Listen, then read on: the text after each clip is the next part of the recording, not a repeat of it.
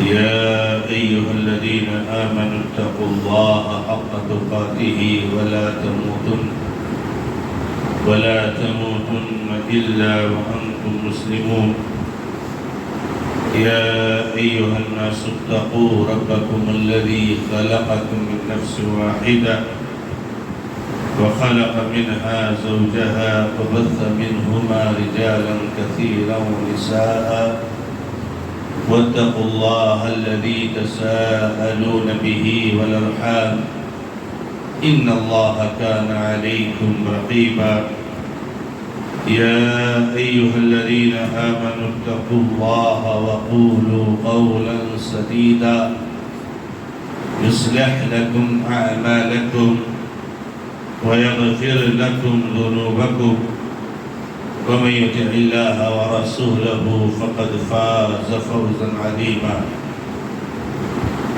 أما بعد فإن خير الحديث كتاب الله وخير الهدي هدي محمد صلى الله تعالى عليه وآله وسلم وشر الأمور محدثاتها وكل محدثة بدعة وكل بدعة ضلالة وكل ضلالة في النار. أعوذ بالله من الشيطان الرجيم. بسم الله الرحمن الرحيم.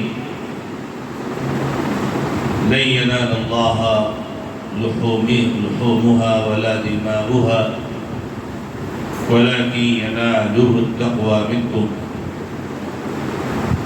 وقال النبي صلى الله تعالى عليه وآله وسلم: من عمل عملا ليس عليه أمرنا فهو رد. معزز اور معقر علماء کرام، نہایت ہی قابل احترام ذمہ داران، بزرگوں، نوجوان دوستوں اور ملت اسلامیہ کی ماں اور بہنوں، یونیک فاؤنڈیشن مرور جزیرہ کے زیر اہتمام آپ کی اس مبارک مسجد میں جو ماہانہ پروگرام کا انعقاد کیا جاتا ہے، جو ہر مہینے کے آخری بدھ کو اللہ رب العزت کے فضل و کرم کے بعد آپ لوگوں کے حسن تعاون سے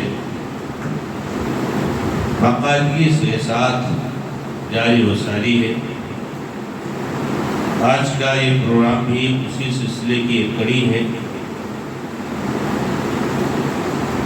آپ نے آپ کی اس مسجد کے معزز امام شیخ یوسف عقیل احمد سرخود محمدی حفظہ اللہ سے اللہ کے نبی علیہ السلام کی کچھ اہم قیمتی نصیحتیں سنی. اس وقت ہمارے سامنے جو وقت ہے وہ عید الاضحیٰ اور قربانی کا.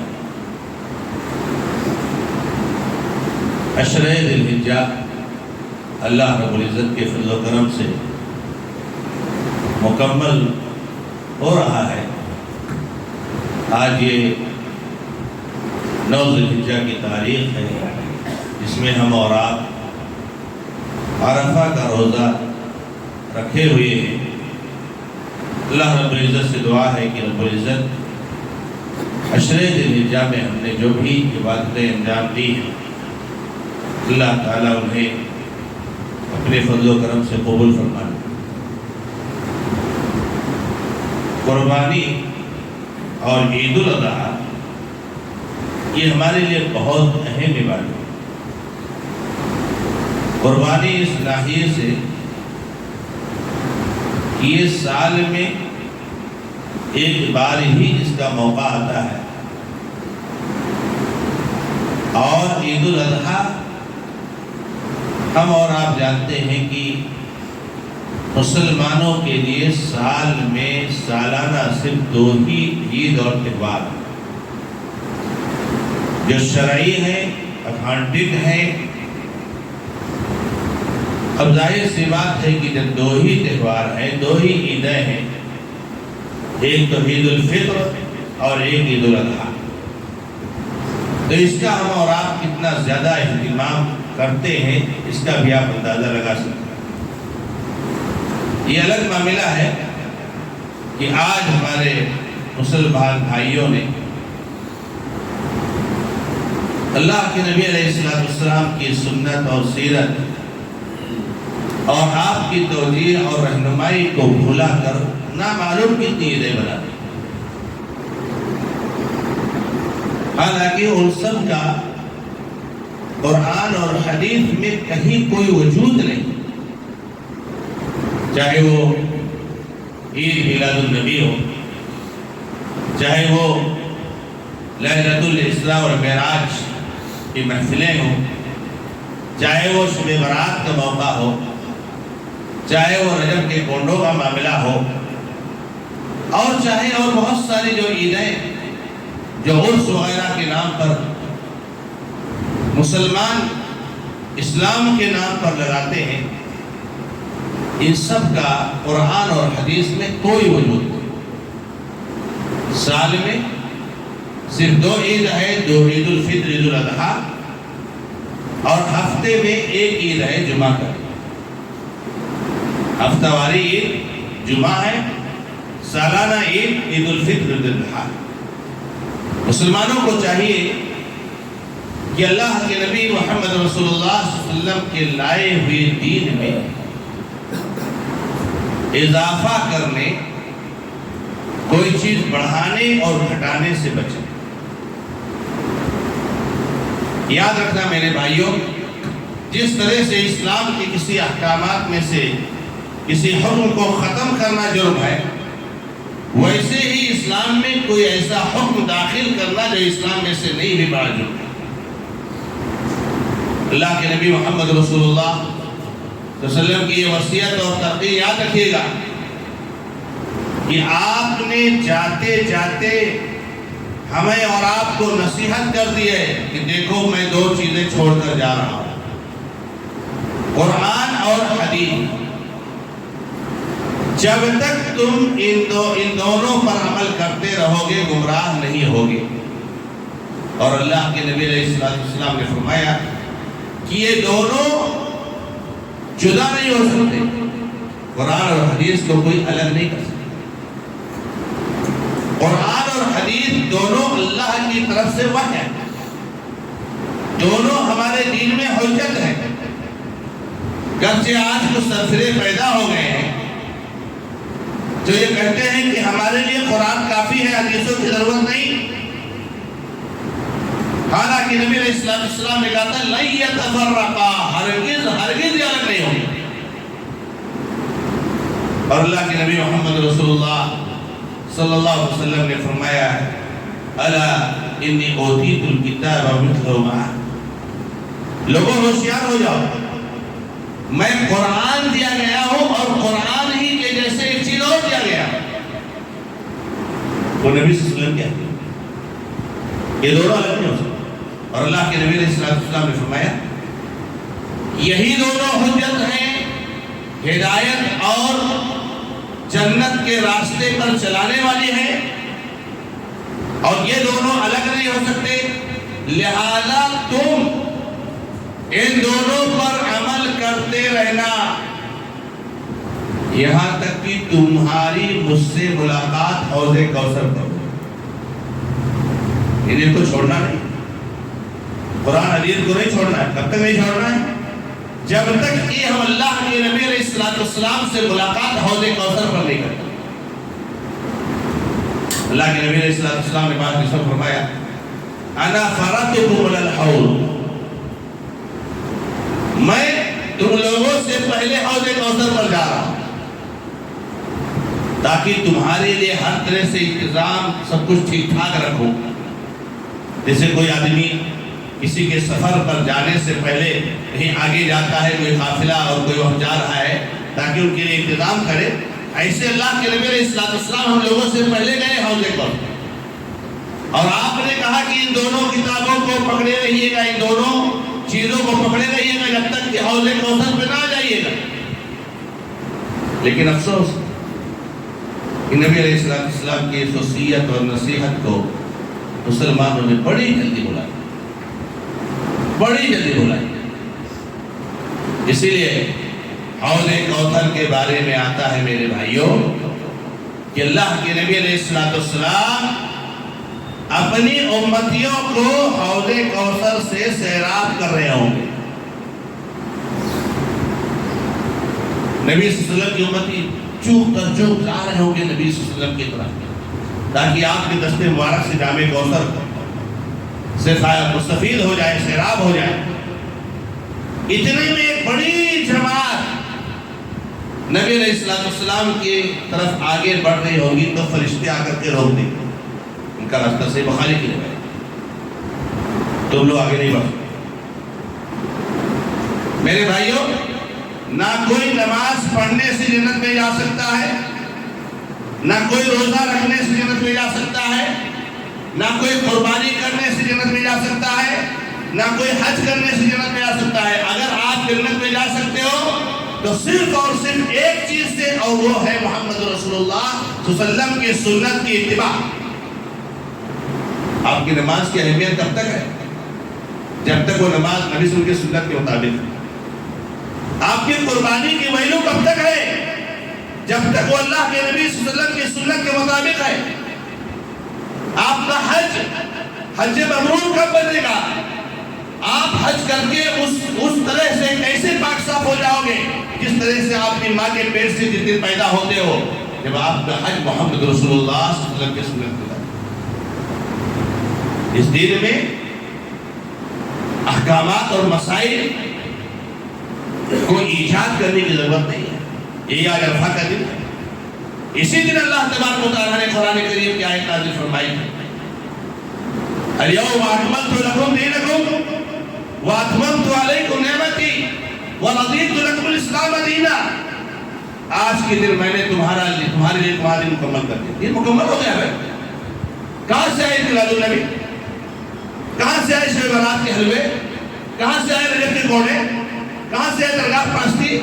کہاں سے آئی دیوبندیت اور صوفیت؟ یہ سب چیزیں کہاں سے آئی ہیں؟ دین تو مکمل ہو چکا ہے۔ تو اللہ تعالیٰ نے کہا کہ میں نے تمہارے لیے تمہارا دین مکمل کر دیا اور اپنی نعمت کو تمہارے اوپر پوری کر دیا اور تمہارے لیے دین اسلام کو پسند کر دیا۔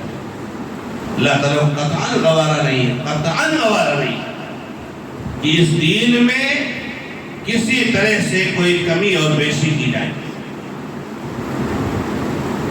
آج کام سے لے کر کے نام تک، آج کام سے لے کر کے نام تک ہمارا کام بھی اور ہمارا نام بھی یہ بتاتا ہے کہ ہم لوگ نبی صلی اللہ علیہ وسلم کے بہت بعد میں آئے ہیں۔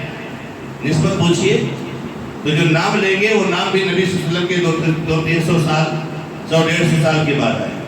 اور کام دیکھیے تو درگاہوں کو پختہ کر، قبروں کو پختہ کر رہے ہیں، درگاہ بنا رہے ہیں، طواف کر رہے ہیں، حلول اتحاد کا عقیدہ رکھ رہے ہیں، اللہ تعالیٰ ہر جگہ موجود ہے عقیدہ رکھ رہے ہیں، ایسے ایسے عقیدے، ایسے ایسے نظریات۔ اور عمل دیکھیے تو ایسے ایسے اعمال کے اللہ رحم فرمائے۔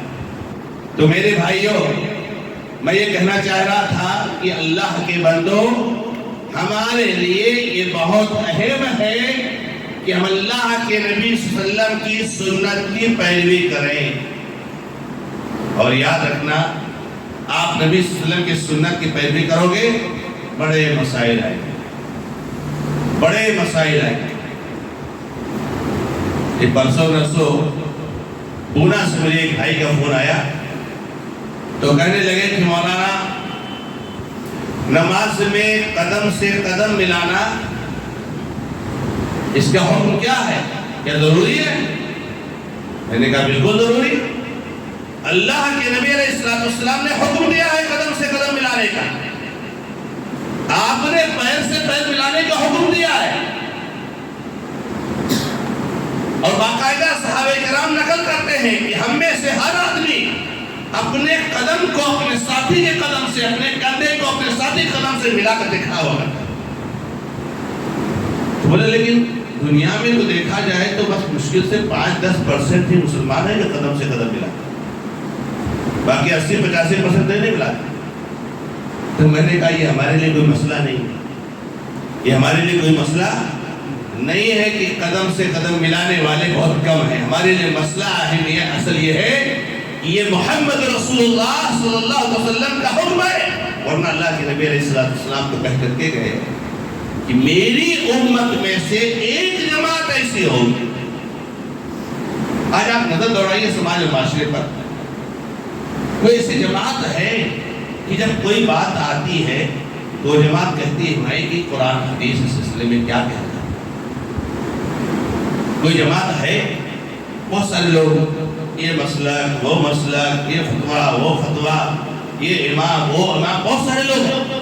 لیکن کوئی ایسا ہے اس دنیا میں جو کوئی مسلک کوئی امام جس کا نہیں ہے، اس کا امام صرف اور صرف محمد رسول اللہ صلی اللہ علیہ وسلم ہے، اس کا مسئلہ قرآن و حدیث ہے. جب کوئی مسئلہ آتا ہو تو کہتا ہو کہ ہاں قرآن حدیث میں کیا ہے. تو نبی صلی اللہ علیہ وسلم فرماتے ہیں میری امت میں سے ایک جماعت ایسی ہوگی جو حق پر قائم ہوگی، لا يضرهم من خذلهم حتى يأتي امر الله كذلك. اور دنیا والے کتنی مخالفت کر لیں ان کو کچھ نقصان نہیں پہنچا سکتے یہاں تک کہ قیامت نہ آئے. تو میرے بھائیوں، یہ ہمارے لیے بہت اہم ہے. یہ میں اس لیے کہہ رہا ہوں بطور تمہید کی باتیں آپ کے سامنے. عید الاضحیٰ اور قربانی بہت اہم عبادت ہے.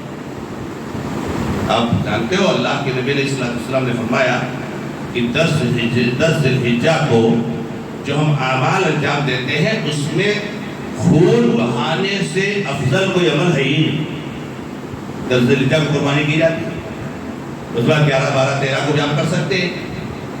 نبی صلی اللہ علیہ وسلم خون بہانے سے افضل کوئی، یعنی جانور ذبح کرنے سے افضل، یعنی قربانی کرنے سے افضل کوئی عمل ہے ہی نہیں. اور آپ دیکھ بھی رہے ہیں ماشاءاللہ تبارک اللہ، ہمارے مسلمان بھائی کوشش کر رہے ہیں، محنت کر رہے ہیں. آدمی جانور خرید رہا ہے، پیسے خرچہ کر رہا ہے، لا رہا ہے، پال رہا ہے، اس کے پیچھے وقت لگا رہا ہے، محنتیں کر رہا ہے. اب آپ سوچئے کہ اگر ہماری یہ قربانی نبی صلی اللہ علیہ وسلم کی سنت کے مطابق نہ ہو تو کتنے بڑے خسارے ہوں، تو کتنے بڑے خسارے ہوں. اس لیے میں ہمیشہ کہتا ہوں وہ آدمی جو نماز نہیں پڑھتا ہے، جو نماز نہیں پڑھتا، اور وہ آدمی جو نماز پڑھتا ہے مگر نبی صلی اللہ علیہ وسلم کی سنت کے مطابق نہیں پڑھتا ہے، اگر آپ دیکھیں گے تو ان دونوں میں خسارہ، وہ زیادہ خسارہ پانے والا جو نماز پڑھتا ہے. جو نماز پڑھتا ہے زیادہ خسارے گا. کیوں؟ وہ نہیں پڑھتا ہے، اس کو بھی نماز کا ثواب نہیں ملتا ہے. یہ پڑھتا ہے مگر نبی صلی اللہ علیہ وسلم کی سنت کے مطابق نہیں پڑھتا ہے، اس کو بھی نماز کا ثواب نہیں ملتا. جو کہ نبی صلی اللہ علیہ وسلم کی حدیث ہے، صاحب طور سے بھائی اللہ کے نبی علیہ السلام مہد نبی میں بیٹھے ہوئے تھے. آپ کے ایک صحابی تشریف لائے،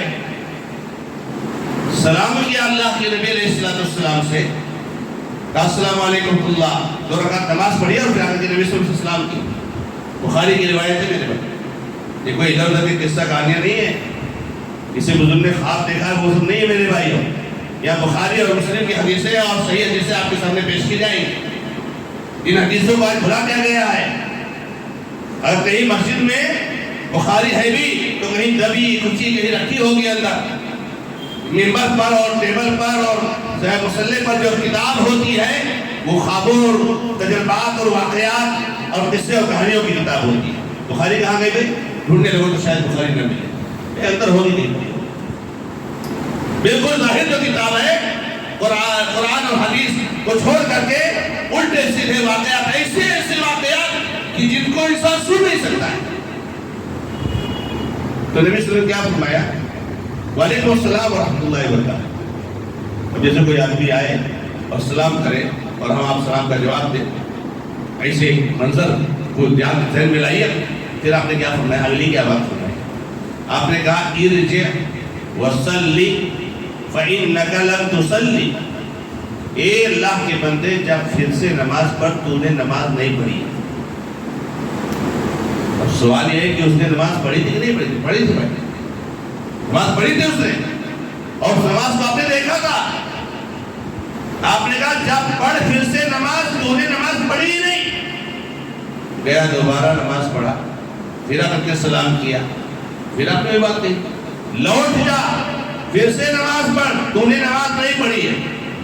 ارے ہمارے بھائی، ہاں یہ تو حدیث ہے، بالکل نبی صلی اللہ علیہ وسلم ایسا کرتے تھے، لیکن چونکہ ہم فلاں مسلک کے ماننے والے، ہمارے لیے نہیں ہے۔ یہ کون سی چیز آ گئی، کون سی لاجک ہے بھائی اسلام میں؟ تو کوئی مسلک نہیں ہے، سب کے سب ایک ہے، ہمارے بیچ میں کوئی فرقہ بندی نہیں ہونی چاہیے، ہم سب کو ایک ہونا چاہیے، سب کا منہج ایک ہونا چاہیے میرے بھائیوں۔ یہ کہاں سے آگے کہ ہم دوسرے مسلک کے، وہ تیسرے مسلک کے، وہ چوتھے مسلک کے، ہم الگ وہ الگ، یہ کہاں سے آ گیا میرے بھائی؟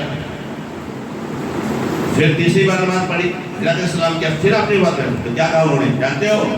کہ اللہ کے نبی صلی اللہ علیہ وسلم اس سے اچھی نماز میں پڑھ ہی نہیں سکتا، یعنی مجھے آتی ہی نہیں نماز۔ چونکہ صحابہ کرام جانتے ہیں آپ نئے نئے مسلمان ہوتے تھے، نئے نئے اسلام میں داخل ہوتے تھے، ابھی بہت سارے مسائل نہیں جانتے تھے، بہت سارے لوگ ہجرت کر کے نبی صلی اللہ علیہ وسلم کے پاس آئے ہوئے ہیں، تو جیسے سب مسائل سیکھتے تھے جانتے تھے، بہت سارے مسائل نہیں جانتے تھے، کہا نبی صلی اللہ علیہ وسلم میں سب سے اچھی ہی نماز پڑھ سکتا ہوں۔ پھر ابھی نبی صلی اللہ علیہ وسلم نے ان کو نماز سکھائی کہ کیسے پڑھنا ہے۔ تو اس لیے میں نے کہا کہ یہ آدمی جو نماز نہیں پڑھتا ہے اور وہ آدمی جو نماز پڑھتا ہے مگر سنت کے خلاف پڑھتا ہے، دونوں ثواب نہ پانے میں برابر ہے، لیکن یہ خسارے میں زیادہ پڑا کیونکہ اس نے محنت کی، اس نے وقت لگایا، اپنے آپ کو تھکایا۔ آپ کو میں سوال کرتا ہوں، ایک آدمی مزدوری پہ نہیں جاتا ہے، اپنے گھر میں بیٹھ کے آرام کرتا ہے، اور ایک مزدور بیچارہ گیا کسی جگہ دن بھر کام کیا، 10 گھنٹہ 8 گھنٹہ 12 گھنٹہ کام کیا، اور 12 گھنٹہ کام کرنے کے بعد اس کا مالک بولتا ہے کوئی مزدوری نہیں ملے گی، بہت زیادہ خسارے میں گیا۔ وہ جو گھر میں بیٹھا ہے وہ ہے جو مزدور، وہ تو آرام کر رہا ہے، نہیں ملا تو کوئی مسئلہ نہیں، یہ کام کر کے تھک کر کے بھی اس کو ثواب نہیں ملا، اس کو محنتانہ نہیں ملا، اس کو مزدوری نہیں ملی۔ تو میرے بھائیوں، اللہ کے بندو، بہت اہم موقع ہے یہ، کچھ باتیں آئیے ہم قربانی اور عید الاضحیٰ کے تعلق سے آپ کے سامنے رکھیں۔ سب سے پہلے ہم عید الاضحیٰ کی بات کریں، چونکہ عید الاضحیٰ پہلے پڑھی جائے گی، قربانی بعد میں ہوگی۔ عید الاضحیٰ کی نماز کے تعلق سے پہلی بات آپ کے سامنے یہ عرض کرنا چاہتا ہوں کہ اس نماز میں مسلمان کو کوتاہی نہیں کرنی، کسی بھی حال میں اس نماز میں کوتاہی نہیں ہونی چاہیے۔ بہت سارے لوگ یہ سوچ کر کہ عید کی نماز سنت مؤکدہ ہے، کبھی عید کی نماز بھی چھوڑ دے تو کوئی مسئلہ ان کا نہیں ہوتا، نہیں میرے بھائی، عید کی نماز واجب ہے، لازم ہے آپ کے اوپر، اور اہل علم نے اس بات کی بھی صراحت کی ہے کہ اگر کوئی شخص عیدگاہ نہیں جا سکتا یا مسجد نہیں جا سکتا جہاں عید کی نماز ہو رہی ہے، تو وہ اپنے گھر میں 2 رکعت عید کی نماز پڑھے، لیکن عید کی نماز چھوڑنی نہیں میرے۔ جو مسجد میں جا سکتے ہیں وہ مسجد میں یا عیدگاہ میں جا کے نماز پڑھیں گے، لیکن جو نہیں پڑھ سکتے ہیں وہ اپنے گھر میں عید کی نماز پڑھیں گے۔ خطبہ دینے کی ضرورت نہیں ہے، گھر میں صرف 2 رکعت نماز، پہلی رکعت میں 7 تکبیرات زوائد اور دوسری رکعت میں 5 تکبیرات زوائد کے ساتھ جو نبی صلی اللہ علیہ وسلم کی سنت عید کی نماز کے تعلق سے اس کی رعایت کرتے ہوئے نماز پڑھیں۔ یہ ایک ایسا موقع ہے عید الاضحیٰ اور عید الفطر کی نماز کا ایک ایسا موقع ہے، میں اپنے علم کے حساب سے جانتا ہوں کہ جس نماز کے لیے یا جس موقع پر نبی صلی اللہ علیہ وسلم نے ہر ایک کو نکلنے کا حکم دیا ہے، جانے کا حکم دیا ہے، بچے، عورتیں، سب لوگ عید کی نماز کے لیے۔ اللہ کے نبی صلی اللہ علیہ وسلم کے زمانے میں ماحول تھا، اور یہ اللہ کے نبی علیہ السلام کی توجیہ، اور باقاعدہ اللہ کے نبی علیہ السلام نے نماز کو مختصر بھی کر دیا ہے۔ جب آپ صلی اللہ علیہ وسلم نے کسی بچے کو روتے ہوئے سنا تو نبی صلی اللہ علیہ وسلم نے نماز مختصر کی۔ تو نماز کا اہتمام بہت ہونا چاہیے۔ کسی طرح سے نماز چھوڑنے نہ پائے، اس کا اہتمام کیا۔ دوسرے نمبر پر بہت زیادہ ظلم کے شکار ہیں ہماری مائیں اور بہنیں۔ یہ جو کہتے ہیں نا غیر مسلم بھائی، جو اعتراض کرتے ہیں کہ اسلام نے عورتوں پر بہت ظلم کیا، ان کی بات ایک حد تک صحیح ہے اس معنی میں کہ وہ جو اسلام کی بات کر رہے ہیں نا، وہ اسلام انہوں نے کتابوں میں نہیں دیکھا ہے، ہم کو اور آپ کو دیکھ کر سمجھ رہے ہیں اسلام ہے۔ ہمارا مسلمان ہے نا، تو ہم مسلمان ہیں، تو جو ہم کرتے ہیں وہ سمجھتے ہیں اسلام ہے۔ ہمارا عمل جو ہے وہ عورتوں پر بہت زیادہ ظلم والا عمل ہے، حالانکہ اس عمل کا اسلام سے کوئی تعلق نہیں ہے، لیکن غیر مسلم سمجھتا ہے کہ اسلام کا عمل ہے، اس لیے کہتے ہیں اسلام ظالم ہے۔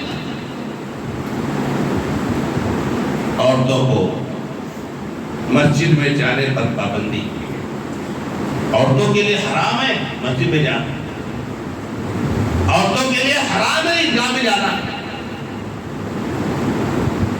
بھائی عورتیں پارک میں ٹہلنے جا سکتے، ہاں جا سکتے، اسکول میں فنکشن ہو، ہاں وہاں جا سکتے، حتیٰ کہ کرکٹ میچ ہو رہا، ہاں وہاں بھی جا سکتے، ڈرامہ ہو رہا وہاں بھی جا سکتی ہے،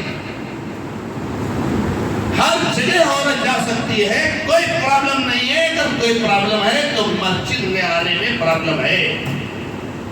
عورتیں مسجد میں نہیں جا سکتی، عیدگاہ میں نہیں جا سکتی، جبکہ معاملہ اس کے الٹا ہے کہ عورتوں کو پارک میں نہیں جانا چاہیے، بازاروں میں نہیں جانا چاہیے، ڈراموں میں نہیں جانا چاہیے، یہاں نہیں جانا چاہیے، وہاں نہیں جانا چاہیے۔ مسجد میں آنا چاہیے تو آ سکتے، آپ کو روکنے کا حق نہیں ہے۔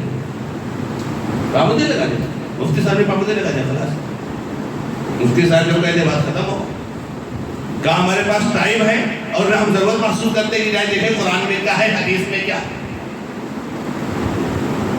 تو میرے بھائیوں، جیسے آپ کے اوپر عید کی نماز پڑھنا ضروری ہے، اس سے عورتوں پر بھی عید کی نماز پڑھنا ضروری ہے۔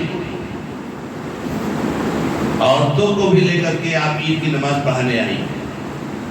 اللہ کے نبی صلی اللہ علیہ وسلم کی حدیثیں تو بہت سنتے ہیں، ہم اور آپ وقت زیادہ نہ ہو جائے، اشارتاً کہنا چاہوں گا کہ نبی صلی اللہ علیہ وسلم نے ایک موقع سے کہا ام عطیہ رضی اللہ تعالیٰ عنہا سے کہ جاؤ مدینہ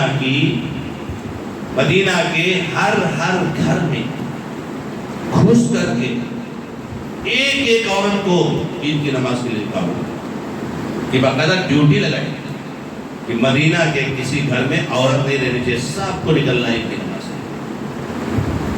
ایک عورت نے کہا اللہ کے نبی علیہ السلام، ہماری ایک بہن ہے جس کے پاس پردہ نہیں ہے، چادر نہیں ہے کہ چادر اوڑھ کر کے عیدگاہ چلی جائے، عید کی نماز کے لیے چلی جائے، ارے ان کو تو آپ چھوٹ دے دیجئے۔ تو نبی صلی اللہ علیہ وسلم نے کہا نہیں، چھوٹ نہیں ہے، چھوٹ نہیں ہے، وہ اپنی سہیلی کے چادر میں لپٹ کر کے جائے گی، یعنی ایک چادر میں دو دو عورتیں جائیں گی، لیکن نہ جانے کی گنجائش نہیں۔ اللہ کے نبی علیہ السلام نے یہاں تک کہا کہ جو حیض کی حالت میں عورتیں ہیں، جو نفاس کی حالت میں عورتیں ہیں، وہ بھی جائیں گی عیدگاہ، لیکن عام نمازیوں کے ساتھ عیدگاہ میں نہیں بیٹھیں گی بلکہ الگ بیٹھیں گی۔ تو بھائی ان کو تو نماز پڑھنا نہیں ہے، کیا فائدہ ہے جانے کا؟ نہیں، جو دعا ہوتی ہے نا اس میں شریک ہوں گی، جو خطبہ ہوتا ہے وعظ و نصیحت اس کو سنیں گے، فائدہ بہت ہے۔ یہ آرڈر ہے نبی علیہ السلام کا۔ اس آرڈر کو چینج کس نے کر دیا بھائی؟ اب تھوڑی آواز اٹھنے لگی کہ نہیں عورتوں کو مسجد میں جانا چاہیے، اب آوازیں آنے لگی۔ کبھی سنتے ہیں مسلم پرسنل لا بورڈ نے فیصلہ کیا ہے کہ بھائی عورتوں کو مسجد بھیجا جائے، تو کبھی جمعیت العلماء فیصلہ کر رہا ہے۔ اب کچھ آواز ہے، کیوں؟ ہماری لڑکیاں غیروں کے ساتھ بھاگ رہی ہیں، اب لڑکیوں کو دینی تعلیم ہے نہیں، معلوم ہے نہیں، تو اب لڑکیوں کو مسجد بھیجو تاکہ خطبہ سنیں۔ جب ہماری عزت گئی تب ہم کو یاد آئی کہ نہیں عورتوں کو مسجد میں بھیجنا چاہیے۔ یہی چیز 1400 سال پہلے نبی صلی اللہ علیہ وسلم کہہ کر کے گئے ہیں، اور ایک جماعت آپ سے چیخ چیخ کر کہہ رہی تھی کہ نہیں بھیجو بھیجو بھیجو، عورتوں کو دینی تعلیم سے دور مت کرو، ان کو بھی مسجد کے خطبوں کو دروس کو سننے دو۔ تب آپ کہتے تھے نہیں حرام ہے کوئی مسجد نہیں جا سکتا۔ عورتوں کو اپنے ساتھ عیدگاہ لے جاؤ، یا جہاں نماز ہو رہی عید کی وہاں لے کر کے جاؤ، عید کی نماز پڑھاؤ میرے بھائی، یہ ہماری ذمہ داری ہے میرے بھائی۔ تو یہ خاص طور سے دھیان رکھیے کہ یہ شعار ہے، ایک سنت کو زندہ کرنا ہماری ذمہ داری ہے۔ آج ہمارے بہت سارے بھائی ایسے میرے بھائی معاف کرنا جو قرآن و حدیث پر عمل کرنے کا دعویٰ کرتے ہیں اور ماشاءاللہ ہر مسئلے میں سنت کی بات کرتے ہیں، نماز میں ایسی سنت، نماز میں ویسی سنت، مگر ان کی عورتیں عیدگاہ نہیں جاتی ہے۔ میں آپ سے سوال کرتا ہوں، اپنے گریبان میں جھانک کر کے دیکھو کہ آپ کے اندر کون سا ایمان موجود ہے میرے۔ اگر نبی صلی اللہ علیہ وسلم کی سنت ہے رفع دین کرنا نماز میں، اگر نبی صلی اللہ علیہ وسلم کی سنت ہے میرے بھائیوں نماز میں سینے پر ہاتھ باندھنا، تو یاد رکھنا عورتوں کو عیدگاہ لے جانا کمپلسری اور لازم اور ضروری۔ اس لیے عورتوں کو بھی عیدگاہ لے جانے کا اہتمام کریں، یا مسجد میں جہاں نماز ہو رہی ہے وہاں اہتمام کریں۔ ہاں یہ الگ مسئلہ ہے کہ مسجد میں نماز ہو رہی ہے تو ظاہر سی بات ہے مسجد میں وہ عورتیں نہیں آ سکتی ہیں جو مخصوص ایام میں ہیں، اس لیے وہ نہیں آئیں گے، الا کہ اگر آس پاس کہیں کوئی ایسا گھر یا کچھ ایسا انتظام ہو جاتا ہے کہ جہاں پر مائی کا انتظام ہو اور وہاں عورتیں بیٹھے اور دعا میں اور خطبہ وغیرہ سننے میں شریک ہو تو الحمدللہ بہت اچھی بات، لیکن مسجد میں بہرحال مخصوص ایام میں رہنے والی عورتیں نہیں آئیں۔ یہ خاص میرے بھائیوں اس کے بارے میں توجہ ہے۔ دوسری بات جو آپ کو عید کے تعلق سے کہنا چاہتا ہوں کہ عید کی نماز ایسے نہیں ہے میرے بھائیوں کہ آپ جیسے چاہو ویسے پڑھ لو، کچھ اس کے اصول اور ضابطے، اور آپ کو میں بتا دوں کہ ہر عبادت میں جو روح ہے، جو اصل چیز ہے، جو اس میں مین کہہ لیجیے کہ جو نقطہ ہے وہ نبی صلی اللہ علیہ وسلم کی سنت ہی ہے میرے بھائی، نبی صلی اللہ علیہ وسلم کی سنت ہی ہے۔ وہاں کسی کی عقل نہیں چلتی ہے، یا عقل چلانے کی ضرورت۔ اب سوچیے آپ کہ ہمارے لیے حکم ہے یا ہمارے لیے مستحب ہے، افضل ہے، اولا ہے کہ ہم جب نماز پڑھیں تو مکمل لباس میں ہو، سر وغیرہ ڈھانپ لیا کریں، یہ افضل ہے، بہتر۔ نبی صلی اللہ علیہ وسلم ہمیشہ سر ڈھانپ کر کے ہی نماز پڑھا کرتے تھے، اللہ کے نبی علیہ السلام۔ لیکن یہی چیز اگر آپ نے احرام باندھ لیا ہے تو آپ کے لیے سر کھول کر کے نماز پڑھنا لازم ہو جاتا ہے۔ کیوں بھائی؟ وہاں وہ سنت ہے، یہاں یہ سنت۔ ہر جگہ دیکھیں گے نا میرے بھائی، یعنی اگر ہم پہلے خلاصہ لبے لبا تو یہ کہ نبی صلی اللہ علیہ وسلم جو کہیں وہی کرو۔ کھڑے ہو جاؤ، کھڑے ہو جاؤ، بیٹھ جاؤ، بیٹھ جاؤ، لیٹ جاؤ، لیٹ جاؤ، ایسا کرو ویسا کرو، جیسا کہے ویسا کرنا۔ عید کی نماز کے لیے خاص سنت یہ ہے میرے بھائیوں کہ ہمیں اچھی طریقے سے غسل کرنا چاہیے، نہانا چاہیے، خوشبو وغیرہ لگانا چاہیے، تیل وغیرہ لگانا چاہیے، اچھے کپڑے پہننے چاہیے۔ دیکھو میرے بھائیوں، عید کے دن کا اہتمام کرنا اور عید کے دن کی تعظیم کرنا یہ اس بات کی دلیل ہے کہ آپ کے دل میں اللہ تعالیٰ کا تقوی موجود ہے۔ یہ مت سوچیے گا، آپ یہ نہ سوچیے گا میرے بھائیوں کے دل میں کیسے بھی کپڑے ہم پہن کے جائیں گے، کوئی بات نہیں، متواضع ہونا چاہیے، تواضع نہیں۔ عید کے دن تواضع نہیں، عید کے دن تواضع نہیں، یعنی کپڑے میں، باقی چلنے میں وہ ساری چیزیں تو ہی ہے۔ تواضع اس معنی میں کہ آپ کو عید کے دن آپ کے پاس جو کپڑے موجود ہیں ان میں سب سے اچھا کپڑا پہننا۔ اب آپ جب اس کا اہتمام کریں گے تو اللہ تعالیٰ کیا قرآن کریم فرماتے ہیں کہ وَمَن يُعَظِّمْ شَعَائِرَ اللَّهِ فَإِنَّهَا مِن تَقْوَى الْقُلُوبِ، جو اللہ کے کسی شعیرہ کی تعظیم کرتا ہے تو وہ اس کے دل کے متقی ہونے کی علامت ہے۔ یہ اس بات کی پہچان ہے کہ آپ کے دل میں تقوی موجود ہے۔ عید کا دن ہے، اس کا احترام کیجئے، اس کی تعظیم کیجئے۔ اور عید کے دن کے بارے میں اللہ کے نبی علیہ السلام کی یہ بھی سنت ہے کہ آپ کچھ کھا کر کے نہ نکلیں۔ عید الاضحیٰ کے بارے میں لوگ اس کو روزہ کہتے ہیں، روزہ وغیرہ نہیں میرے بھائی، کہتے عید کی نماز پڑھنے تک روزہ رکھنا، اس کو روزہ نہیں کہہ سکتے میرے بھائیوں. روزہ کہتے ہیں صبح صادق سے لے کر کے غروب شمس تک کھانے پینے کو چھوڑنے کو. یہ روزہ نہیں ہے، یہ نبی صلی اللہ علیہ وسلم کی ایک سنت ہے کہ آپ عید الاضحیٰ کی نماز کے لیے نکلیں تو اس سے پہلے کچھ کھائے پیے نہ. عید الفطر کی نماز کے لیے نکلے تو کچھ کھا پی کر کے نکلے. عید الاضحیٰ میں بغیر کھائے نکلے. اب آپ سوچتے رہیے کہ بھائی عید الفطر میں ایسا کیوں اور یہاں عید الاضحیٰ میں ایسا کیوں. یہی تو پرکھنا ہے آپ کو کہ آپ کے اندر اطاعت کا جذبہ کتنا ہے. ابھی ہم نے 2 مہینہ 10 دن پہلے عید الفطر منائے تو علماء چیخ کر کہتے بھائی کچھ کھا لو کھجور کھا لو تو بہتر ہے، کچھ نہیں تو ایک گھونٹ پانی ہی پی لو، کچھ بھی کھا لو. اب آج علماء یہ کہہ رہے نہیں کھاؤ مت بھائی، عید الاضحیٰ کے لیے نکلنے سے پہلے کچھ کھاؤ مت، کیونکہ نبی صلی اللہ علیہ وسلم نے وہاں ویسا کہا اور یہاں ویسا کہا. آپ جیسا کہے ویسا کو کرنا ہے. اسی کو اتباع سنت کہا جاتا ہے، اسی کو محبت رسول کہا جاتا ہے صلی اللہ علیہ وسلم. قل ان کنتم تحبون اللہ فاتبعونی یحببکم اللہ. اگر تم لوگ اللہ تبارک و تعالیٰ سے محبت کرتے تو پیروی کرو نا میری باتوں کو مانو. تو محبت کا مطلب بات کو ماننا. وہ جو ہے ہمارے جو بھائی ہیں درگاہ پرست ان کی طرح محبت نہیں ہونی چاہیے کہ نہیں ہم تو نبی صلی اللہ علیہ وسلم کا عاشق ہے. محبت کرنے والے بھی نہیں، عاشق جو لفظ نبی صلی اللہ علیہ وسلم کے لیے نہیں استعمال کرنا چاہیے. حرام ہے لفظ استعمال کرنا. اس کو نہ قرآن نے استعمال کیا نہ حدیث نے استعمال. وہ لفظ استعمال کیا جو قرآن نے استعمال کیا نہیں سمجھتے. ہم تو بالکل عاشق ہے نبی صلی اللہ علیہ وسلم. اچھا بھائی نبی سنت تو یہ بھی نہیں مانے. سنت تو ایک بھی آپ کی نہیں مانے. آپ نے جو کیا ہے اس کو الٹا کرنا. لیکن ہے ہم عاشق، ہم ہیں عاشق. ایک بھائی سے ہماری بات ہو رہی تھی کہ میں مدینہ پڑھ رہا تھا تو نبی کے ہاتھی ملے پاکستان کے تھے تو اس سے باتیں ہونے لگی نبی صلی اللہ علیہ وسلم کے علم الغیب. تو ایسی بات ہو رہی ہے آپ کئی لوگ کیسے ہر ایک غیب مانتے ہیں. کہا کچھ بھی ہو وہ قرآن حدیث سے ہم کو مطلب نہیں. نبی صلی اللہ علیہ وسلم ہے عالم الغیب، اس لیے کہ نبی صلی اللہ علیہ وسلم اللہ تعالیٰ کے چہتے ہیں اور کوئی محبوب اپنے حبیب سے کوئی بات چھپاتا ہے. تو کہنے کا مطلب یہ ہے میرے بھائیوں سنت کو دھیان رکھیے، سنت کو زندہ کیجیے. نماز تو دنیا پڑھتی ہے، نماز تو دنیا پڑھتی ہے میرے بھائیوں.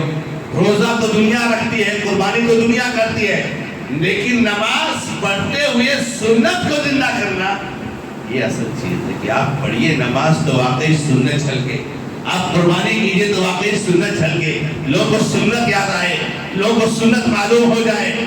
اب آپ بھی آپ کے محلے میں کوئی اپنے گھر کی عورتوں کو نہیں لے جاتا. ارے کوئی نہیں لے جاتا تو میں کہا نہیں.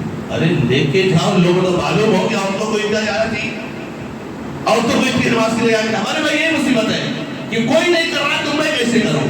ارے میرے بھائی جہاں کوئی نہیں کر رہا ہے وہاں کرنا اور ضروری ہوتا ہے کہ جب کرو گے تب لوگوں کو معلوم ہوگا اللہ کے بندوں. تو میرے بھائیوں عید کی نماز سے پہلے بغیر کچھ کھائے نکلیے. اور ہم اور آپ جانتے ہیں کہ تکبیرات کا تو بہت اہتمام ہونا چاہیے. وہ تو آج فجر سے ہی لے کر کے بلکہ پورے عشرہ میں اہتمام اس کا ہونا چاہیے. اور عید کی نماز کے لیے نکلے تو خاص طور سے اہتمام ہونا چاہیے. اللہ اکبر لا الہ الا اللہ اللہ اکبر وللہ الحمد. اس کا اہتمام کرتے ہوئے جائیں گے. عید کی نماز 2 رکعت پڑھی جاتی ہے. یہ نماز عام نمازوں کی طرح سے فرق صرف اتنا ہے کہ اس کی پہلی رکعت میں 7 تکبیرات زوائد کہیں گے. تکبیرات زوائد کا مطلب کہ اضافہ تکبیر، یعنی جو ہم نے تکبیر تحریمہ کہا یہ اس میں کاؤنٹ نہیں. تکبیر تحریمہ کہہ لیا آپ نے، اب اس کے بعد 7 تکبیر آپ کنٹینیو کرتے جائیں گے. اور پھر آپ دعائے ثنا اور اللہ بسم اللہ کر کے اور سورہ فاتحہ اور سبح اسم ربک الاعلی آپ پڑھیں گے. ان تکبیرات کے بیچ میں کوئی دعا پڑھنا بدعت ہے میرے بھائیوں. اللہ کے نبی محمد رسول اللہ صلی اللہ علیہ وسلم سے کوئی دعا تکبیرات زوائد کے بیچ میں پڑھنا ثابت نہیں ہے، اس لیے یہ کرنا بدعت ہے. چھوڑیں گے آپ؟ نہیں چھوڑتے ہمارے بھائی، نہیں چھوڑتے. ہم لوگ کہتے ہیں بھائی لیا ہونا نبی صلی اللہ علیہ وسلم نے 7 تکبیرات کہے ہیں نا، لاؤ نا کون سی دعا پڑھتے ہم بھی پڑھیں. نہیں ہے تو نہیں کچھ، لیکن ہم چھوڑیں گے. میں جب تہجد کرتا ہوں کہ ہم تراویح پڑھتے ہیں سبحان اللہ 4 رکعت جب تراویح ہو جاتی ہے، جو تراویح کی دعا یا اللہ جس مسجد میں جاؤ ایک سے خوبصورت مضبوط بہترین پرنٹنگ میں اسٹیکر لگے ہوئے ہیں، بینر لگے ہوئے ہیں، بورڈ لگے ہوئے ہیں، اور کسی ایک میں یہ حوالہ نہیں ہے کہ یہ دعا کس کتاب میں موجود ہے، محمد رسول اللہ صلی اللہ علیہ وسلم کس حدیث میں موجود ہے، اور سب کے سب اس کا اہتمام کرتے ہیں۔ کیا حال ہوگا ہمارا؟ ہمارے ملک میں یہ ہو رہا ہے، ہمارے ملک میں وہ ہو رہا ہے، ہمارے اوپر ایسا ہو رہا ہے، ہمارے اوپر، ارے تم نے اللہ کے نبی صلی اللہ علیہ وسلم کی سنت پر جو ظلم کیا ہے، تو کیا تم بچ جاؤ گے ظلم سے؟ ارے ابھی کیا، آگے دیکھو حالات کیسے ہوتے ہیں۔ سیدھی سی بات کہی جاتی ہے میرے بھائی، یہ جو آپ نے تراویح کی دعا لگائی ہے نا، یہ آپ جو تکبیرات ذرائع کے بیچ میں پڑھتے ہو، ارے اس کا حوالہ تو دے دو بھائی، وہ حدیث کی کتاب تو بتا دے میرے بھائی، میں بھی کل سے شروع کروں گا اللہ کے بندے۔ نہیں کوئی حوالہ نہیں، لیکن ہم پڑھیں، ہم چھوڑیں گے نہیں۔ تو میرے بھائیو ایسا مت، عید کی نماز کو سنت اللہ کے نبی علیہ السلام، تو سات تکبیرات کہیں گے، اس میں کوئی اذکار، کوئی ذکر، کوئی دعا بالکل نہیں ہے میرے بھائیو، نہ 7 کے بیچ میں نہ 5 کے بیچ میں۔ نماز آپ نے پڑھ لے ماشاءاللہ، عید کا دن خوشی کا دن ہے، خوب خوشی منائیے، خوب خوشی منائیے، کھائیے کھلائیے، لوگ گھروں کی ملاقات کیجیے، لوگوں سے ملیے، رشتہ داروں سے کیجیے، رشتہ سے ملیے، گفٹ دیجیے، تحفے دیجیے، ملیے، خوشی منائیے، اللہ کے بندوں خوب خوشی منائیے، خوب خوشی منائیے، خوشی کریے۔ اس میں کوئی پابندی نہیں، لیکن صرف ایک ہی پابندی ہے، اور وہ پابندی کیا ہے کہ اللہ اور اس کے رسول صلی اللہ علیہ وسلم کے حکم کے خلاف ورزی، شراب پی کر، گانا سن کر، ناچ کر، اعوذ باللہ، اس کا خوشی سے کیا تعلق؟ یہ تو شیطانی کام ہے میرے بھائی۔ میری بہنیں بے پردہ ہو کر اجنبی مردوں سے مصافحہ کر کے آج عید کا دن ہے، خوشی کا دن ہے، یا عید کا دن اسی لیے ہے کہ اللہ اس کے رسول صلی اللہ علیہ وسلم کے حکم کی دھجی اڑائی جائے؟ ہماری بہنیں ماشاءاللہ نمازی، متقی، پرہیزگار، اجنبی مردوں سے مصافحہ، بلکہ گلے میں ملتی، استغفر اللہ، استغفر اللہ، گلے ملتی اجنبی مردوں سے، چچا زاد بھائی ہے، مامو زاد بھائی ہے، خالہ زاد بھائی ہے، پھوپھی زاد بھائی ہے، میری بہن کا بہنوئی ہے، میرے سالے کی بیوی ہے، اس سب میرے بھائیو ہم ان کے لیے محرم نہیں ہیں، ان کے لیے اجنبی ہیں، ارے ان کو چھونا حرام ہے اللہ کے بندوں۔ کیسے مصافحہ کرتے ہو میرے بھائیو؟ کون سا کلیجہ رکھتے ہو دل میں؟ اللہ کے نبی علیہ السلام فرماتے ہیں تمہارے سر میں لوہے کا اوزار، ایک سوجا آتا ہے، لوہے سے بنتا ہے، بہت گھسایا جاتا ہے، اس کو تمہارے سر میں گھسایا جائے، تھوڑا تصور کرو کیا حال ہوگا، تڑپ جاؤ۔ تو نبی صلی اللہ علیہ وسلم نے کہا کہ وہ گھسایا جائے زیادہ بہتر ہے کہ تم کسی اجنبی عورت کے ہاتھ کو چھوڑو۔ چھوڑیں گے؟ نہیں چھوڑیں گے، نہیں چھوڑیں گے مولانا، ہم چھوڑنے والے نہیں۔ آج میں 80 سال سے میں ہاتھ ملاتے آ رہا ہوں، کیسے چھوڑوں؟ 50 سال سے ملاتے آ کیسے چھوڑوں؟ سر میں لوہے کا اوزار گھسایا جائے، تمہارے لیے زیادہ بہتر ہے کہ تمہارا ہاتھ کسی اجنبی ہاتھ سے، کسی اجنبی عورت کے ہاتھ سے ٹچ ہو جائے۔ عید کی خوشی اب اس طرح سے مرا نہیں میرے بھائی، نہیں جائے سے۔ عید کا دن اس لیے نہیں ہے کہ اللہ رب العزت کی شریعت کی دھجیاں اڑائی جائے، عید کا دن اس لیے ہے کہ آپ خوشی منائیے شریعت اسلامیہ کی حدود میں۔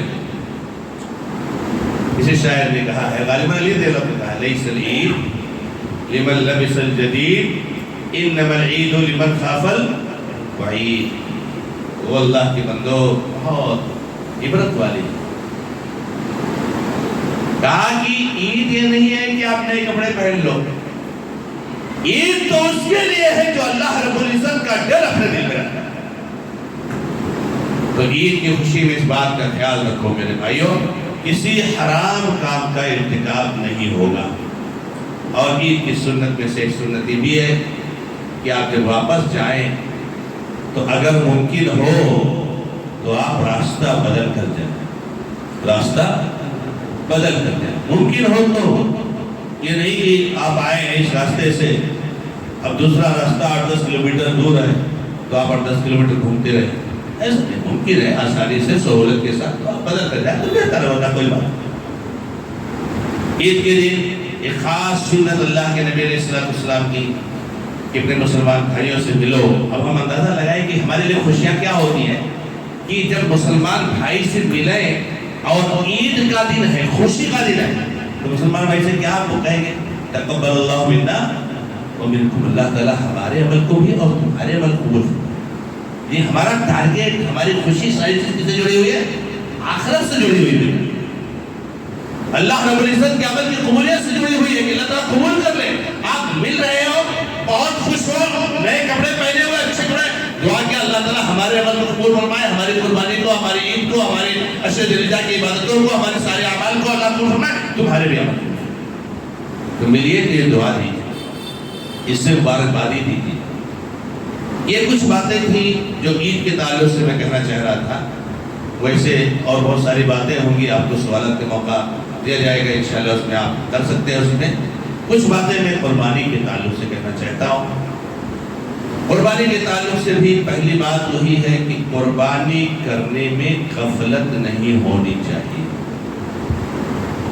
آج کل بڑے بڑے دانشور نکل رہے ہیں، شاید آپ لوگ بھی سنتے ہوں گے، بلکہ مجھ سے زیادہ سنتے ہیں۔ کوئی کہہ رہا میں نے تو کوئی ویڈیو کلپ سنی اور اللہ اکبر، وہ ویڈیو کلپ اتنی وائرل ہوئی کہ اگر میں کہوں کہ کم سے کم 15 سے 20 مرتبہ وہ میرے سامنے آئی، 15 سے 20 مرتبہ میرے سامنے آئی، یعنی بار بار لوگ اس کو بھیجتے۔ کوئی دانشور صاحب کہہ رہے ہیں کہ ارے مسلمانوں کے اتنے سارے مدرسے ہیں، اتنے مدرسوں کی ضرورت کیا؟ کیوں نہ ہم ان مدرسوں کو کالج بنا دیں، لائر کالج بنا دیں، لا کالج بنا دیں، یہ کالج بنا دیں، میڈیکل انجینئرنگ یہ بنا دیں، کیا ضرورت ہے مدرسہ؟ ارے دانشور دنیا کا سب سے بیوقوف آدمی، ارے جو مدرسے ہیں نا، کم ہے مدرسے، ہر گاؤں میں ایک مدرسہ ہونا چاہیے، مسلمانوں کا ہر بچہ مدرسے پڑھنا چاہیے۔ ان کی نظر گئی بیچارے کی تو مدرسے پہ گئے، ارے بھائی ڈاکٹر بناؤ، انجینئر بناؤ، یہ تو ہم تو کہتے ہیں ہر مسلمان کو بنانا چاہیے، آپ کی نظر مدرسے پہ کیوں گئی بھائی؟ کچھ صاحب آئے تو کہہ رہے ہیں کہ آج کل اتنی پریشانیاں ہیں، اتنے غریب ہیں، پریشان ہیں، وہ یمن میں دیکھو تو فلسطین میں دیکھو تو یہاں دیکھو تو وہاں دیکھو، خود ہمارے ملک میں دیکھو کتنے سیلاب، کتنے فساد، کتنے گھر گرائے گئے، کتنے وہ گرائے گئے، بیچارے تڑپ رہے ہیں، کھانے کو نہیں، کتنے جیل میں بند ہیں، کتنے پریشان حال ہیں، کتنی کی بیوی بیوہ ہو گئی، کتنے بچے یتیم ہو گئے، کیا ضرورت ہے اتنی قربانیاں کرنے کی؟ پیسے جمع کر کے ان کو دے دو تو زیادہ افضل ہے۔ شیطان بھی بیٹھا ہوا ہے، ہمارا دماغ ادھر نہیں گیا، یہ نہیں گیا۔ یہ مسلمان کی شادی دیکھو، جو شادی 5 لاکھ میں ہو سکتی تھی وہ شادی 50 لاکھ میں ہو رہی۔ کیا ضرورت ہے شادی میں 50 لاکھ روپیہ خرچ کرنے کی؟ 45 لاکھ روپیہ بچ سکتا تھا، اس کو وہاں دے سکتا تھا۔ یہ مسلمان آج اس جگہ میں، یہ مسلمان اس جگہ میں، یہ مسلمان جو 1 لاکھ کے بنگلے میں، 10 لاکھ کے بنگلے میں، 1 کروڑ کے بنگلے میں رہ سکتا تھا، وہ 5 کروڑ کا بنگلہ بنا رہا ہے، کیوں اتنے فضول خرچی کر رہا ہے؟ اس میں نہیں دیکھا جاتا کہ اس کو کنٹرول کرو اور جو ہے کیا نام ہے غریبوں کی مدد کرو، مدرسہ بند کرو اور یہ قربانی نہ کرو اور غریبوں کی مدد کرو۔ ابھی آپ لوگوں نے سنا ہوگا کہ ہمارے کچھ 2 مسلمان بھائی تھے، تو کوئی جہاز ڈوب گیا ہے سمندر کے کئی کلومیٹر اندر، تو اس کو دیکھنے گئے تھے۔ آ گئے تھے 5 لوگ ہیں دیکھنے کے لیے۔ وہ دیکھنے کے لیے انہوں نے پتہ نہیں کتنا 8-8 10-10 کروڑ روپیہ خرچ کیے ہیں وہ جہاز دیکھنے کے لیے، اور پتہ چلا گئے تو مر گئے، ختم ہو گئے، پتہ نہیں چلا۔ کسی نے لکھا تھا کہ سبحان اللہ، اللہ کا نظام دیکھو، اللہ اکبر، اللہ ہم لوگوں کو سمجھتے میرے بھائیوں، اللہ کا نظام دیکھو کہ اللہ تعالیٰ نے ہم کہاں مریں گے جگہ طے کر دی، کہاں مریں گے ہم جگہ طے کر دی اللہ تعالیٰ نے۔ اب جہاں اللہ نے وہاں انسان کیسے نہ کیسے. اب بتاؤ ان کا سمندر میں 3-4 کلومیٹر بلکہ شاید اس سے بھی زیادہ اندر مرنا لکھا ہوا تھا. اب آپ کوئی کہتا کہ ان کو سمندر کے اندر کہاں بچانے جائیں گے, وہ اندر کیسے مریں گے؟ اور کیسے انہوں نے آپ دوست خریدے, اللہ نے ماحول پیدا کیا, خرید کر کے گئے اس جگہ پر لے جا لکھا ہوا. اللہ اکبر, اللہ رب العزت کی تقدیر ہے جو ہٹ نہیں سکتی. تو میرے بھائیوں میں یہ کہہ رہا تھا کہ قربانی یہ اہم فریضہ ہے اور فرض ہے راجح قول کے مطابق. اللہ کے نبی علیہ السلام فرماتے ہیں اگر طاقت ہے اور قربانی نہیں کرتے ہو تو ہماری عیدگاہ کی طریق بھی مت آؤ. ہر سال ہر گھر والے کو جس کے پاس طاقت نہیں ہے تو لا یکلف اللہ نفسا الا وسعہا. یہ قرآن نے صراحت کر دی ہے میرے بھائیوں, طاقت ہے تو آپ کو قربانی کرنی. اور ایک بات کہہ دیتا ہوں, اللہ کے اس گھر میں آپ قربانی نہ کیجیے اور قربانی نہ کر کے دنیا کا کوئی بھی کام کر لیجیے, کوئی بھی کام, 50 لاکھ مسجد بنوا دیجیے, 50 لاکھ غریبوں کو آپ نے تعاون کر دیجیے, واللہ اللہ کی قسم کھا کر کے کہتا ہوں قربانی کا ثواب نہیں مل سکتا.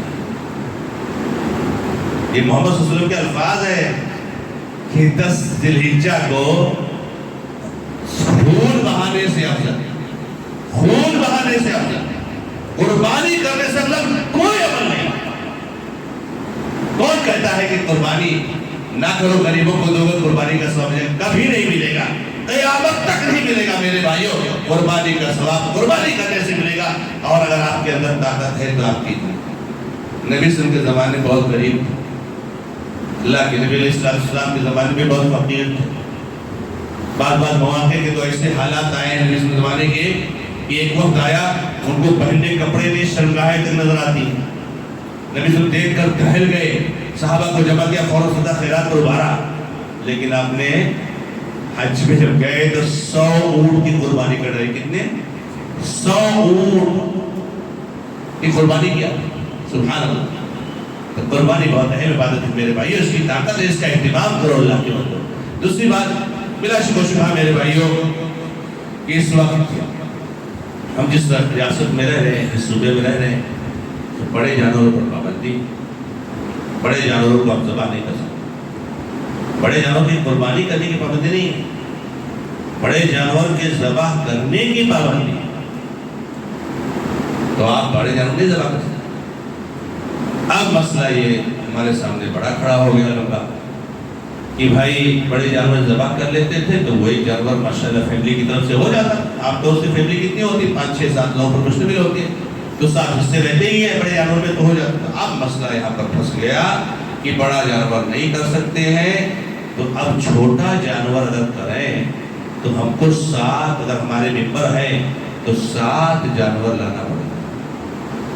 اور آج تو بکرے کی قیمت آسمان کو چھو رہی ہے, 15-20 ہزار سے نیچے بکرا نہیں مل رہا ہے. تو اگر 20,000 کا بکرا ہم جائیں تو 7 دوری 14, 1,40,000 روپے کا جانور لانا پڑے گا. تو میرے پورے گھر والوں کی طرف سے قربانی ہوگا. اب ہم کیا, اچھا یہ مسئلہ بھی کہاں سے ہے, یہ ہمارے مفتی بھائیوں کی طرف سے, مفتی بھائیوں کی طرف سے ایک بکرا ایک آدمی کی طرف سے قربانی ہوتی ہے, پورے گھر والوں کی طرف سے. مفتی صاحب نے فتویٰ دیا. مفتی صاحب فتویٰ کہاں سے دے؟ بس ہمارے مسئلہ کیا ہے, ہم دے رہے ہیں, ہماری مرضی. اللہ کے نبی صلی اللہ علیہ وسلم کے زمانے کی قربانی کو دیکھیے کیا ہے. مانیں گے ہم لوگ, ہمارے بھائی مانیں گے؟ یہی مان لو تو میٹر ختم ہو جائے, کوئی لڑائی نہیں کسی کے بیچ میں, ہمارے آپ کے بیچ میں کوئی لڑائی نہیں میرے بھائی. بس صرف لڑائی یہ ہے کہ محمد رسول اللہ صلی اللہ علیہ وسلم کی سنت کو فالو کرو. نبی صلی اللہ علیہ وسلم کی سنت آنے کے بعد کسی کی کوئی بات نہیں ہونی چاہیے. ابو ایوب انصاری بہت جلیل القدر صحابی, جانتے ہیں ان کا نام کہاں پہ آتا ہے. جب نبی صلی اللہ علیہ وسلم ہجرت کر کے مدینہ پہنچے تھے تو اللہ کے نبی صلی اللہ علیہ وسلم نے ابو ایوب انصاری کے گھر میں قیام کیا تھا, سب لوگ جانتے ہیں, بہت سعادت والے صحابی ہیں. ان سے ایک تابعی نے پوچھا, اے ابو ایوب, یہ نبی صلی اللہ علیہ وسلم کے زمانے میں قربانی کیسے ہوتی ہے, کیا انداز تھا, قربانیاں کیسے ہوتی ہیں؟ تو کیا کہتے ہیں, ہم لوگ نبی صلی اللہ علیہ وسلم کے زمانے میں ایک بکرا یا ایک بکری اپنے اور اپنے گھر والوں کی طرف سے ذبح کرتے تھے. مفتی صاحب ہمارے مانیں گے؟ معلوم ہے ایک بکرا اپنے اور اپنے گھر والوں کی طرف سے ذبح کرتے تھے, اس کو کھاتے اور کھلاتے تھے. اگر دیکھنا ہے تو حدیث کی کتاب اٹھاؤ. ابو داؤد رحمہ اللہ باب کیا قائم فرما رہے ہیں؟ باب الرجل یضحی بالشاۃ عنہ وعن اہل بیتہ. یہ جو چیپٹر میں قائم کر رہا ہوں یہ اس بیان میں ہے کہ ایک آدمی اپنے اور اپنے گھر والوں کی طرف سے ایک بکرے کی قربانی دے سکتا ہے اور نبی صلی اللہ علیہ وسلم کی حدیث کر سکتا ہے. ترمذی نے باب قائم کیا, ابن ماجہ نے باب قائم کیا, بہقی نے باب قائم کیا. ایک محدث ہے, دسیوں محدثین نے باب قائم کیا. آپ کس دنیا میں رہ رہے بھائی؟ اور خود ہم لوگ سنتے ہیں کہ اللہ کے نبی محمد رسول اللہ صلی اللہ علیہ وسلم نے ایک بیڑھا لیا, یا نبی صلی اللہ علیہ وسلم بیڑھا ذبح کرتے تھے اور کہتے تھے بسم اللہ اللہ اکبر اللہم تقبل من محمد وآل محمد. سب کو معلوم ہے اے اللہ تو قبول کر لے اس قربانی کو. کس کی طرف سے؟ محمد اور محمد کے گھر والوں کی طرف سے. ہے کیا جس کو ذبح کیا آپ نے ایک بکرا کو ذبح کیا, ایک میٹھا کو ذبح کیا اور کہہ رہے اس کو محمد صلی اللہ علیہ وسلم محمد کے گھر والوں کی طرف سے قبول کر رہے.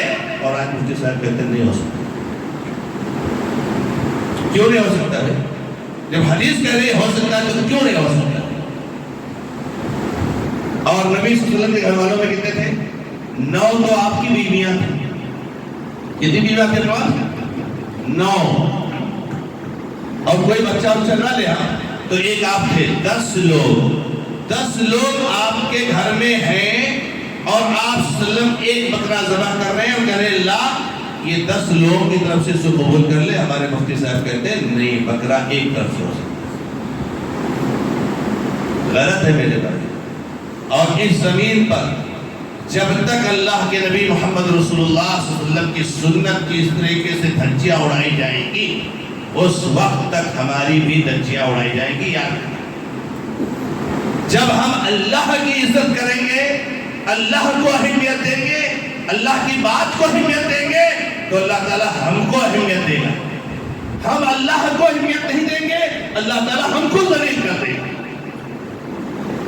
اللہ کے نبی علیہ السلام نے باقاعدہ صاف طور سے کہا ہے کہ تمہارے اوپر اللہ تعالیٰ ذلت اور رسوائی مسلط کر دے گا اور اس ذلت رسوائی کو اس وقت تک ختم نہیں کرے گا جب تک دین کی طرف لوٹ کر کے تو ایک بکرا یا بکری پورے گھر والوں کی طرف سے قربانی. گھر سے مراد بیوی, بچے, آپ کی فیملی. اگر آپ کے ماں باپ بھی آپ کے ساتھ رہتے تو وہ بھی, اگر کوئی چھوٹا بھائی بہن بھی آپ کے ساتھ رہتا تو وہ بھی, چاہے وہ 10 ہو, چاہے 20 ہو, چاہے 25 ہو, چاہے 50 ہو. ایک بکرا بکری بھیڑ دمبا کی قربانی ایک فیملی کی طرف سے, ایک گائے بیل کی قربانی 7 فیملی کی طرف سے, ایک اونٹ کی قربانی 10 فیملی کی طرف سے. یہ شریعت اسلامیہ کا نظام. تو میرے بھائیوں یہ قربانی کرنے کا انداز ہے. اس کے علاوہ قربانی کے تعلق سے جو بات ہے وہ یہ ہے کہ قربانی کے جانور کی جو اوصاف ہے اس میں سے 6 خاص طور سے اس کا اہتمام کیجیے. جانور لنگڑا نہ ہو, بہت زیادہ لنگڑاتا نہ ہو, بیمار نہ ہو, بہت زیادہ کمزور نہ ہو, اور اسی طریقے سے کانا نہ ہو, اور اسی طریقے سے اس کی سینگ آدھے سے زیادہ ٹوٹی ہوئی نہ ہو, اور اسی طریقے سے اس کی آنکھ میں اور کوئی عیب نہ ہو. کبھی ہوتا ہے کہ جانور کانا تو نہیں ہے لیکن آنکھ میں کوئی عیب ہے تو اس کی بھی قربانی نہیں کرنی چاہیے. اس کے علاوہ جانور کی دھوپ کٹی ہوئی ہے, کہیں کوئی چوٹ لگی ہوئی ہے, کہیں اور کچھ پرابلم ہے, کوئی پرابلم نہیں, آپ بالکل کر سکتے. ہمارے بہت سارے بھائی کہتے ہیں جانور قربانی کا جانور ہر عیب سے پاک ہونا چاہیے. ایسا نہیں, ہر عیب سے پاک ہونا چاہیے, ایسا نہیں. قربانی کا جانور حدیث میں بتائے گئے عیوب سے پاک ہونا چاہیے. تو یہ میرے بھائیوں اس کا خیال رکھیں. اور اس سے پہلے دانتا ہونا چاہیے جانور. یہ بھی بڑا مسئلہ ہے. 1 سال ہو گیا چل جاتا ہے, 1 سال کا ہو گیا چل جاتا ہے. اور نبی صلی اللہ علیہ وسلم کیا فرما رہے ہیں مسلم کی حدیث, لا تذبحوا الا مسنہ. اے لوگوں داتا جانور ہی ذبح کرو. اگر بہت مشکل ہو جائے تو 1 سال کا بھیڑ ذبح کر سکتے ہو. بکرا بکری نہیں، بھیڑ ذبح کرتے ہو 1 سال کا، وہ کر سکتے ہو. لیکن بکرا بکری، گائے بیل، اونٹ اونٹنی، ان کا داتا ہونا ضروری ہے. بغیر داتا جانور قربانی نہیں ہوتی. اس کے علاوہ اور بھی کچھ باتیں ہو سکتی ہے. میں اپنی بات کو ختم کر دیتا ہوں تاکہ آپ لوگوں کے ذریعے سے بہت ساری باتیں سامنے آئیں گی انشاءاللہ. وقت بھی کم ہے، آپ لوگوں کے افطاری کا انتظام کیا گیا ہے، اس کے لیے بھی وقت دینا ہے. تو میں انہی باتوں پر اپنی بات کو ختم کرتے ہوئے اللہ رب العزت سے دعا کرتا ہوں کہ رب العزت ہمیں اور آپ کو سب کو اللہ تعالیٰ اپنے توحید پر قائم اور دائم رکھے. اپنے حبیب محمد رسول اللہ صلی اللہ علیہ وسلم کی سنت کی اتباع کرنے کی توفیق عطا فرمائے. شرک سے، بدعات سے اور ہر شریعت مخالف امور سے اللہ تعالیٰ ہماری حفاظت فرمائے. اللہ تعالیٰ ہم سب کو ایک بنائے، نیک بنائے. اللہ تعالیٰ ہماری غلطیوں کو معاف فرمائے. اللہ تعالیٰ سب کی قربانیاں جو ہم نے کرنے جا رہے ہیں اللہ تعالیٰ اس کو قبول فرمائے، ہمارے عمل میں اخلاص فرمائے. هذا ما عندي والله تعالى اعلم والحمد لله رب العالمين وصلی اللہ علی محمد وسلم تسلیما کثیرا. کسی بھائی کے پاس کوئی سوال ہے؟